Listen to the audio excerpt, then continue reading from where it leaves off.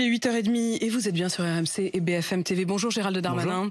Vous êtes le ministre de l'Intérieur. Bien sûr, de nombreuses questions à vous poser ce matin. Dans une demi-heure précisément, vous serez auditionné à l'Assemblée nationale, puis au Sénat sur votre gestion du maintien de l'ordre après les affrontements à Sainte-Soline, mais aussi les affrontements en marge des manifestations. Mais je voudrais qu'on commence par parler de Marseille.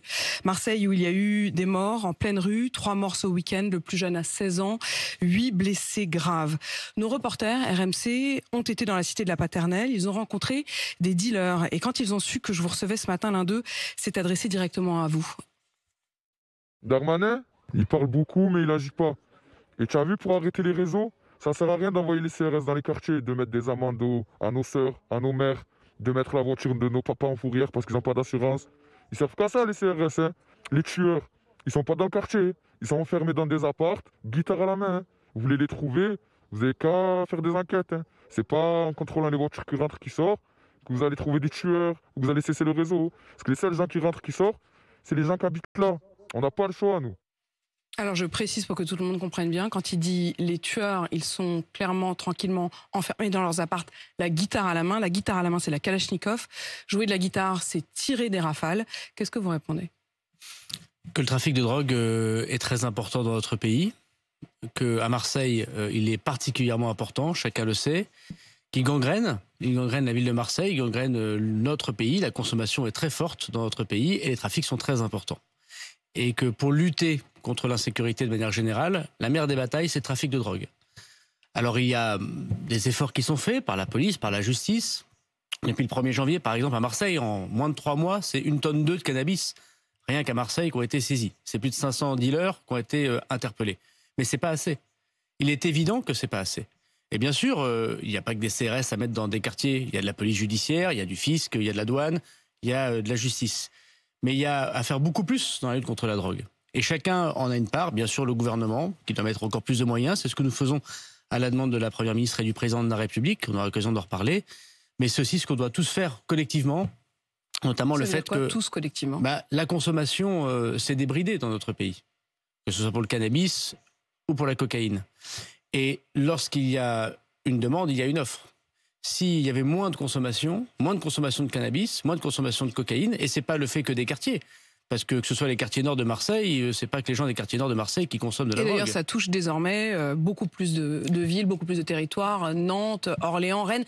Mais au fond, vous reprenez les propos, j'imagine que vous étiez d'accord, du ministre de la Justice qui hier disait, en fait, celui qui fume un joint le samedi soir, il est complice, au fond. Alors, vous avez raison. Ou celui qui prend son rail de coke festif dans une boîte de nuit dans un beau quartier.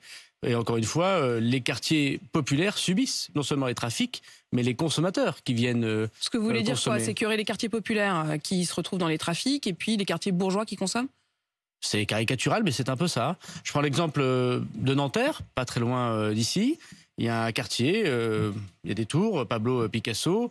C'est un quartier très populaire. Pour m'y être rendu plusieurs fois, il n'y a pas très longtemps, il a fait d'ailleurs la une des journaux. C'est les gens de la Défense qui viennent, qui est juste à côté. Donc la Défense, quartier des affaires, la cité Picasso à Nanterre, quartier populaire. Exactement. Et donc il y a l'offre dans la cité populaire et il y a la demande du côté des cols blancs, comme on dit, ou de ceux qui travaillent dans les tours de la Défense. Oui, il y a aussi des livraisons à domicile.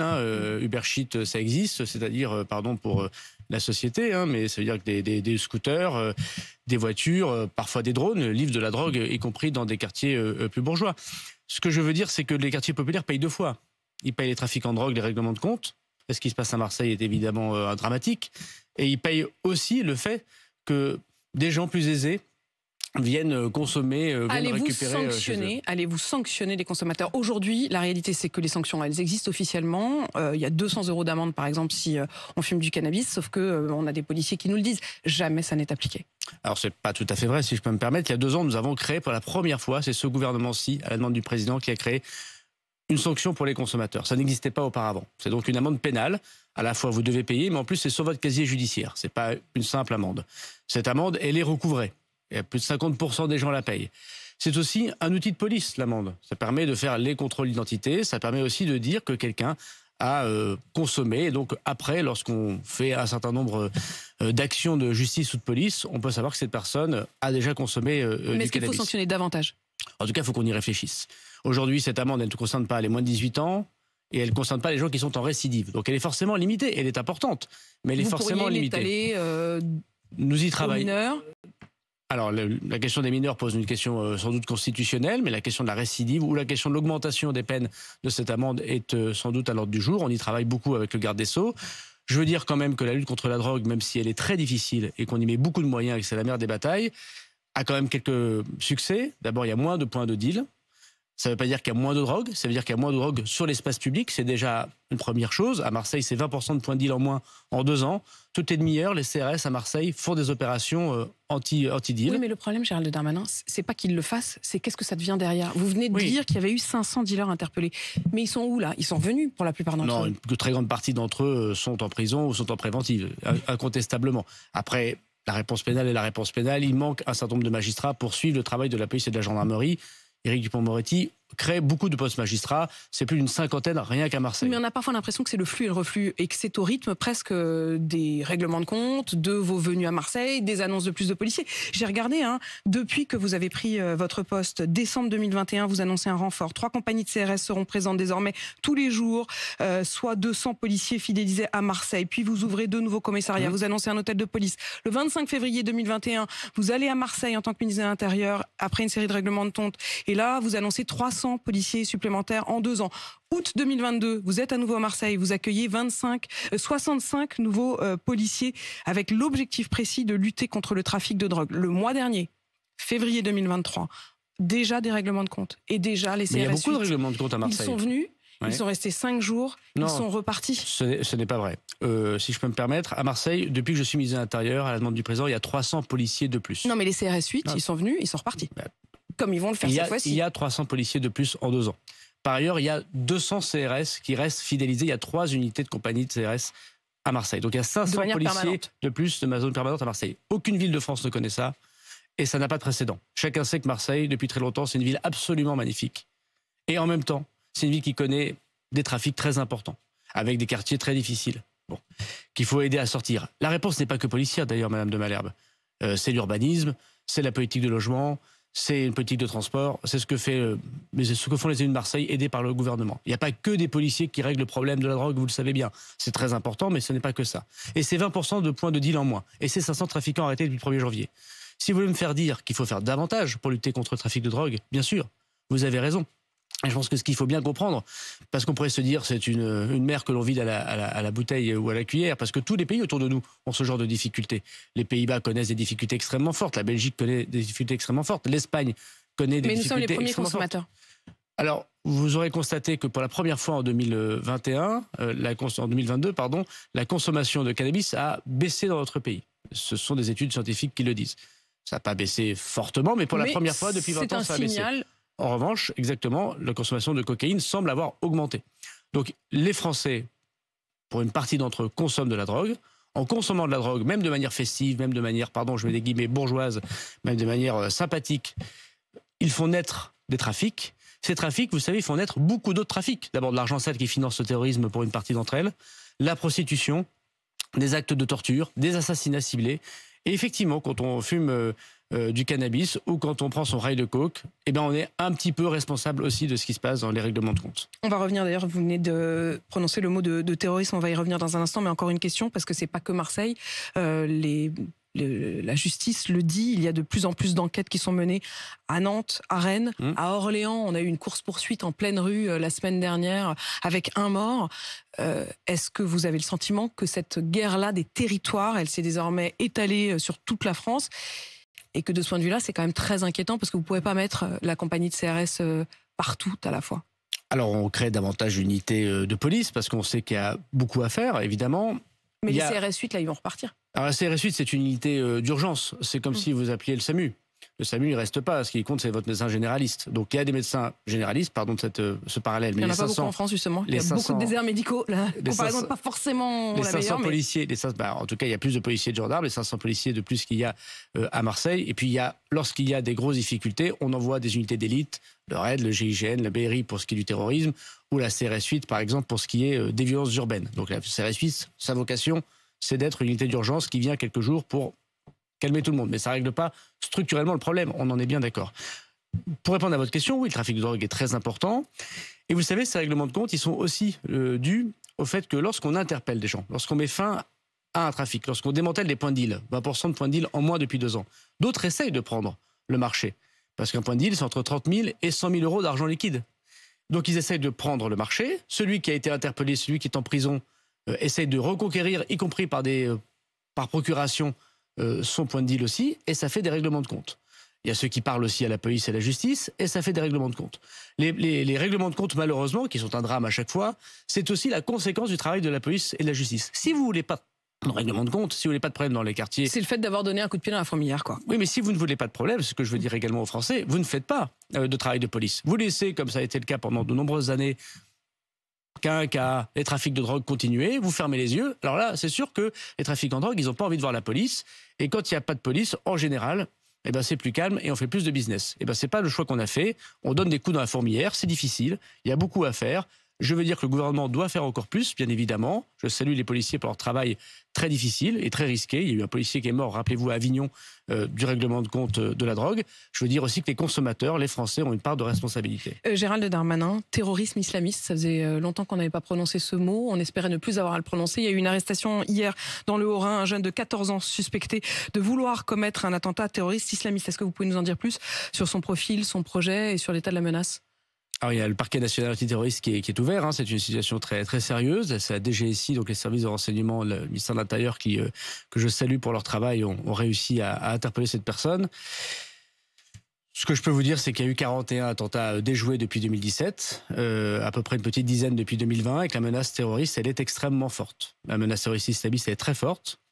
La menace de l'ultra-droite, elle est très forte aussi. Il y a eu 9 attentats déjoués d'ultra-droite depuis 2017. Et la menace d'ultra-gauche, elle est forte aussi. Fin 2020, il y a eu, et ces personnes sont devant la justice, une menace d'ultra-gauche, de personnes qui voulaient s'en prendre aux forces de l'ordre. La menace terroriste en général, et islamiste en particulier, est très forte. Au mois de mars, c'est-à-dire il y a un mois, il y a déjà eu, ça fait peut-être pas la une des journaux, mais il y a déjà eu une interpellation pour quelqu'un qui voulait commettre manifestement des attentats. Donc oui, la police, la gendarmerie, les services de renseignement sont très attentifs à ce qui se passe. Vous avez de vous-même évoqué le terrorisme d'ultra-droite, le terrorisme d'ultra-gauche. Ce week-end, vous disiez « Je refuse de céder au terrorisme intellectuel de l'extrême-gauche ». Est-ce qu'on peut vraiment utiliser le mot de terrorisme ? Le terrorisme, ça a plusieurs significations. Et la terreur, c'est le fait que, par la démonstration de force, y compris par une démonstration de force morale, ou la répétition d'images, ou la répétition de choses fausses, de vous faire reculer politiquement. Et moi, j'ai constaté que depuis 15 jours, sans évidemment le lier à des attentats terroristes, la terreur existait pour des policiers et des gendarmes. Mais est-ce que vous iriez jusqu'à dire qu'aujourd'hui, une partie politique de l'extrême gauche est tentée de basculer dans une forme de terrorisme, pour le coup, comme il y a eu Action Directe en Italie ? Est-ce que c'est ce que vous essayez d'installer comme idée ?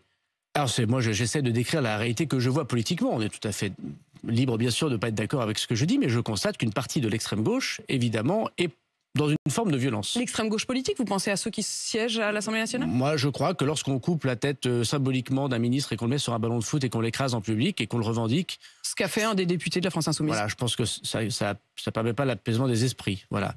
Ils seront devant vous, ces députés, tout à l'heure, dans 20 minutes maintenant, parce que vous êtes je serai plutôt auditionné. C'est à moi voilà, c'est vous qui serez devant eux, puisque vous serez auditionné sur la question d'arrestation abusive, d'usage proportionné de la force, de pétition aussi autour de la Bravem, toutes ces questions de maintien de l'ordre. Vous allez devoir défendre votre gestion après les affrontements en fin de manifestation et Sainte-Soline. Il y a d'abord eu 4 plaintes déposées contre les forces de l'ordre. C'est ce qu'a donné comme indication le procureur hier.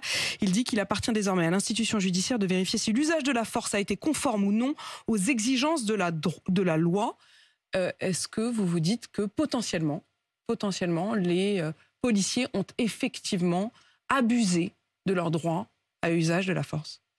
D'abord, moi, mon rôle de ministre de l'Intérieur, par conviction et par rôle, c'est de soutenir les forces de l'ordre. Ils font un travail difficile et chacun a vu sur leurs écrans de télévision l'hyperviolence auquel ils avaient fait face, notamment à Sainte-Soline. Mais vous avez vu aussi les vidéos de l'autre côté. Moi, il n'y a pas 2 camps qui s'affrontent. Il y a celui de la République, celui des policiers et des gendarmes que nous embauchons. Ce sont des fonctionnaires qui appliquent la loi et qui ont des armes pour se défendre et pour défendre la République. Et puis, à d'autre côté, des casseurs. Donc moi, je ne fais pas de signe égal entre les deux. Qu'il y ait des policiers ou des gendarmes qui, de manière individuelle, ne respectent pas soit les ordres, soit la déontologie, ça existe, bien sûr, et il faut les sanctionner, bien évidemment.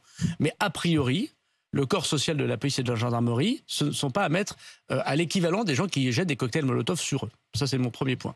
Deuxièmement, il est tout à fait normal, dans une grande démocratie comme la France, d'abord que le ministre de l'Intérieur rende compte aux médias, évidemment, mais rende compte devant le Parlement. Je suis moi-même parlementaire le temps que je suis ministre, je ne le suis pas, mais il est tout à fait logique d'être contrôlé par les deux commissions des lois, et donc j'ai évidemment dit oui tout de suite dès que l'on m'a invité à m'expliquer. Et c'est normal que ce soit le ministre de l'Intérieur qui concentre les critiques lorsque les policiers et les gendarmes peuvent être critiqués, ou en tout cas on peut regarder ce qu'ils font. C'est tout à fait classique. Et c'est tout à fait normal que la justice soit saisie. Moi je comprends très bien que les personnes qui ont leurs enfants, leurs conjoints, leurs parents dans un état de blessure grave, ou qui luttent pour la vie comme ils le font aujourd'hui, j'ai évidemment une pensée pour eux, ça savoir ce qui s'est passé. C'est toujours la même question, c'est la question ensuite de l'effectivité. C'est-à-dire, vous nous disiez tout à l'heure, il y a 500 dealers qui ont été arrêtés. Moi, j'ai envie de savoir aussi, à la fin, où est-ce qu'ils sont ces 500 dealers, une fois qu'ils ont été arrêtés. La question, c'est aussi, quand des policiers sont suspendus, voire même sanctionnés, est-ce véritablement effectif? D'après nos informations, et notamment celle de Guillaume Biet du service police-justice d'RMC, il y a eu des images qui étaient restées comme une séquence emblématique des violences policières lors des manifestations des Gilets jaunes. C'était le 1er décembre 2018 avec l'Arc de Triomphe. En fin de journée, il y a des manifestants qui s'étaient réfugiés dans un Burger King. On se souvient tous de ces images. Ils avaient été violemment délogés, matraqués par des CRS, et l'IGPN avait conclu que l'usage de la force n'était pas proportionné. Je cite, sur la totalité des coups de matraque ou des pieds assénés, aucun ne semblait justifier, voilà, l'avis de l'IGPN. Eh bien, à ce jour, alors que ces sanctions ont été prononcées, aucune n'a été appliquée. D'abord, vous aurez constaté que je ne suis pas d'accord avec le mot violence policière. Qu'il y ait des violences commises par des policiers, des violences qui ne sont pas légitimes, c'est vrai. Vous n'êtes donc pas d'accord avec le ministre de l'Éducation nationale? Moi, je ne suis pas d'accord avec le mot violence policière. Donc vous n'êtes pas d'accord avec le ministre de l'Éducation nationale? Je n'ai pas entendu ce qu'a dit mon collègue je vais vous Pape dire ce qu'il a dit, Pape Ndiaye. Mais... Il a dit il y a bien des violences policières en France. On est dans le déni. Cela ne me surprend pas parce que l'attitude de déni en ce qui concerne les violences policières en France est classique et depuis longtemps. Il n'y aurait de violences policières qu'aux États-Unis, mais non. En France, il n'y en a pas, nous dit-on. On nous dit qu'il n'y en a pas, et c'est parce qu'on nous dit qu'il n'y en a pas qu'il n'y en aurait pas. Et d'ailleurs, nous sommes en République, c'est à peu près ce qu'on nous dit. Voilà ce que disait Pape Ndiaye en juin 2020.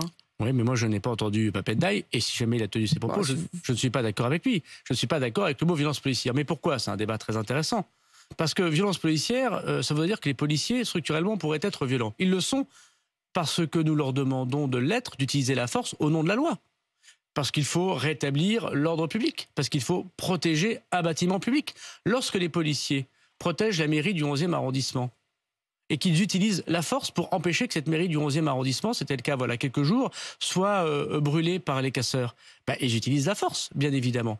Après qu'individuellement, des policiers aient un comportement qui soit violent, disproportionné, non conforme à la déontologie, bien sûr qu'il faut les sanctionner. Je vous donne un exemple. Depuis que je suis ministre de l'Intérieur, l'année dernière, j'ai sanctionné 111 policiers et gendarmes. 111 en 2021. Voilà. Combien en 2022 ? On doit être à peu près une centaine. On doit être à 108 ou 109. Le problème, c'est que vous savez comment ça se passe. Je saisis l'inspection générale de la police nationale, où d'ailleurs j'ai mis une magistrate à sa tête. Pour la première fois, il y a une magistrate, c'est-à-dire pas un policier qui fait des enquêtes sur les policiers. Souvent, la justice se saisit en parallèle, mais je vous repose et ça met un an et demi, comme toute décision de justice, pour arriver. Donc, oui, mais une fois que la décision de justice est arrivée, elle est arrivée depuis en l'occurrence en mars 2022, et à ce jour, les 9 CRS sanctionnés ne sont toujours pas sanctionnés. Madame Apolline de Malherbe, vous avez raison sur le fait que hier encore, comme dirait le chanteur, ce n'était pas tout à fait parfait. Ce que j'ai fait, rappelez-vous, c'était... Demain, ce sera parfait ? Non, on essaye de tendre à la perfection parce que la police et la gendarmerie, c'est évidemment des armes démocratiques extrêmement importantes et en même temps, on comprend bien qu'elles font naître beaucoup de questions. Et c'est tout à fait logique en démocratie, on se les pose. Depuis que je suis ministre de l'Intérieur, et c'était notamment le cas lorsque je suis allé devant la commission des lois, rappelez-vous, au moment de l'affaire Zecler, mais c'était aussi le cas, j'avais parlé des péchés capitaux, c'était aussi le cas lors de la loi que j'ai fait adopter, nous avons changé beaucoup de choses. Par exemple, est-ce qu'il y a un déni de violence policière? Pape Ndiaye il disait ça avant d'être ministre. Enfin, j'imagine qu'il le pense toujours, il avait l'air de le dire avec beaucoup de conviction. Il disait qu'il y avait un déni de violence policière. D'abord, les policiers et les gendarmes sont vraiment des boucs émissaires de temps en temps pour une partie de l'opinion. Vous en avez parlé avec lui, avec le ministre de l'Éducation? Je vois souvent le ministre de l'Éducation, mais on n'en a jamais parlé. Non, on n'en a jamais parlé, mais encore une fois, je n'ai pas la même conception. C'est pas parce qu'il y a un déni, justement, que vous n'en parlez pas? Non, je ne crois pas. Vous savez, les policiers et les gendarmes, c'est des gens ils s'engagent pas dans la police et la gendarmerie. Il y a un déni aussi de ceux qui en parlent. C'est-à-dire qu'en fait, personne ne se parle. Vous savez, les policiers, les policiers et les gendarmes, ils en parlent. Ça, il faut aller les voir le matin dans les commissariats ou la nuit. Il faut faire leur travail. J'imagine bien. Qui est allé avec eux à Sainte-Soline? Qui est allé voir la Brave? Moi, je suis allé prendre un café avec les gens de la Brave.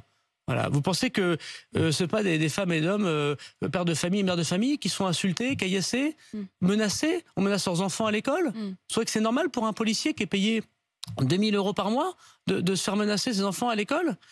C'est les policiers et les gendarmes de la République qui sont les premiers menacés par les attentats terroristes. Ça n'excuse rien. Mais ce sont des femmes et des hommes qu'il faut respecter. Bien sûr. Mais comme chaque M. Mélenchon, femme qui emmène ses enfants à l'école, comme vous donnez. Mais comme M. Mélenchon dit qu'il faut les soigner. Là, personne n'interroge M. Mélenchon pour dire il faut soigner, il faut rééduquer. Moi, j'adorerais l'interroger, mais il répond plus. Il faut rééduquer. Bon, c'est pas moi, je peux vous donner son numéro de téléphone, mais je suis pas sûr que je sois le meilleur porte-parole pour monsieur Mélenchon. Mais quand M. Mélenchon dit qu'il faut soigner les policiers psychologiquement, psychiatriquement, vous pensez que les pères et mères de famille qui sont policiers, qui nous écoutent, trouvent ça bien?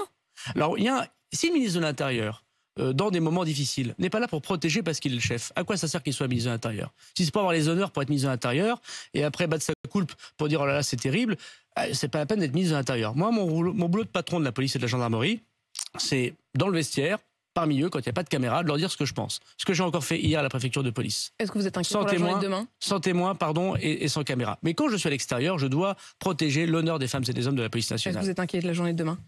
Non, je ne suis pas inquiet parce que d'abord les manifestations syndicales se sont toujours bien passées. Je rappelle qu'il y a eu 8 grandes manifestations avec beaucoup de gens qui sont bien passés de la vue même des syndicats. Il y a en dehors de ces manifestations, en dehors des carrés syndicaux, des moments de tension. J'ai constaté qu'à la dernière journée, c'est-à-dire la semaine dernière, les choses s'étaient correctement passées. Nous serons là demain pour que les gens qui veulent manifester contre la réforme des retraites puissent le faire en nombre s'ils le souhaitent et protégés par les policiers de la République. Gérald Darmanin, il est 8h51, je vous laisse partir puisque dans 9 minutes maintenant, vous serez devant l'Assemblée nationale. Merci d'être venu dans ce studio.